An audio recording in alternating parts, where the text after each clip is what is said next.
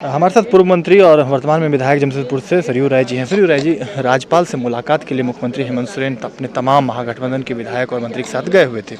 कहा जा रहा है कि विपक्ष द्वारा साजिश रची जा रही है, जो भी नीति बनाई जाती है उसे कोर्ट कचहरी के चक्कर लगाने पड़ जाते हैं, वैसे में कार्य नहीं करने की बात कही जा रही है। क्या मानते हैं?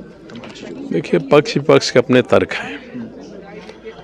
आप मान लीजिए एक क्षण के लिए कि विपक्ष साजिश कर रहा है या भाजपा साजिश कर रही है, मगर साजिश करने का मौका कौन दे रहा है उसको? अगर सरकार कोई ऐसी नीति बनाती है जिसमें छेद है, जो संविधान के प्रावधान के अनुरूप नहीं है, और तब विपक्ष उस छेद में उंगली डालकर उसको बड़ा करता है, तो इसके लिए कोई विपक्षी दोषी नहीं है। मूलतः दोषी तो वह सरकार है।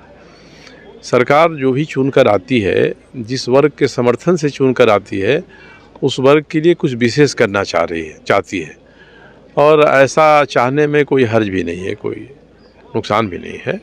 मगर हम जितना भी आपकी मदद करना चाहेंगे अपने समर्थकों की, अपने शुभचिंतकों की, वह मदद संविधान की परिधि के भीतर ही होगी।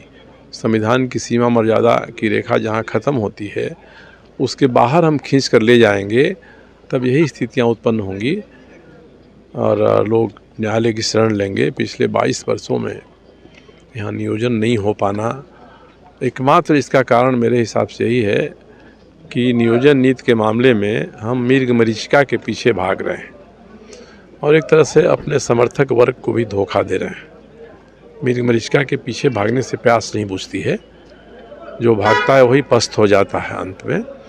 इसलिए सरकार को चाहिए कि संविधान के प्रावधान के भीतर अपने विशेषज्ञों से राय लेकर अपना जो समर्थक वर्ग है, उस समर्थक वर्ग को अधिक से अधिक लाभ पहुंचाने वाली नियोजन नीति या कोई भी और नीति लागू करें। लेकिन भाजपा जिस तरीके से राजभवन नहीं गए भाजपा के विधायक, और दूसरी तरफ जो कोर्ट के जो चक्कर लगा रहे हैं, कोर्ट में जो मामला गया उसमें बिहारी और यूपी की बात आ रही है कि उनके द्वारा ये अड़चनें पैदा की जा रही है।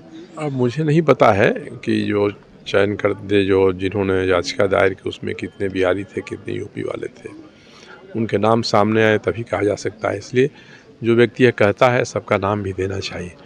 एक जरूर उसमें आदिवासी हैं, भाजपा के बड़े नामी नेता रहे हैं, रमेश हांसदा, वो हैं।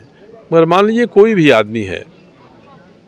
आदमी अगर आप कुछ गलत कर रहे हैं और उस गलती को उजागर करने के लिए कोर्ट जाता है, तो सबसे पहले तो अपने गिरेबान में झांकना चाहिए कि साहब हमने कुछ गलत किया, तभी तो कोई यहाँ का आदमी, कोई बाहर का आदमी या कोई भी आदमी हमारी कमियों को उजागर कर रहा है।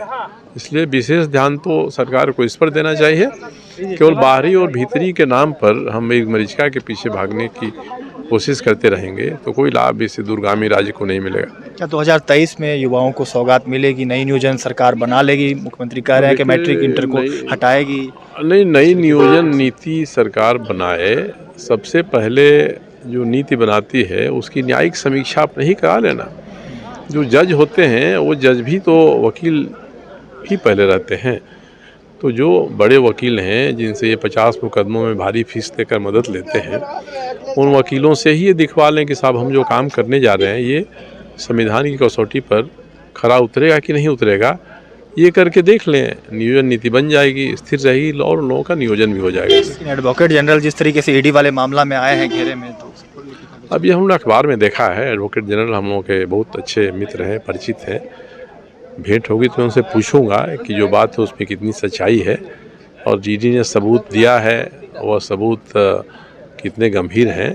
अगर सबूत सही हैं तो इससे अधिक गलत बात कोई नहीं हो सकती। तो ये थे हमारे साथ सरयू राय, जो कि वर्तमान में विधायक है जमशेदपुर से, और सभी बातों को अपनी तरफ से रखे हैं। लेकिन देखने वाली बात होगी कि सरकार नई नियोजन कब तक बनाती है, या एडवोकेट जनरल पर जो ये सवाल खड़े हो रहे हैं कि जिस तरीके से मुख्यमंत्री के प्रेस सलाहकार उनसे बातचीत कर रहे थे, ये सबूत ईडी की तरफ से दी गई है। इन तमाम चीज़ों को लेकर आगे क्या कुछ होता है ये हम आपको अगले वीडियो में जरूर बताएंगे। लाइव लगातार के रांची से मैं कौशल कुमार।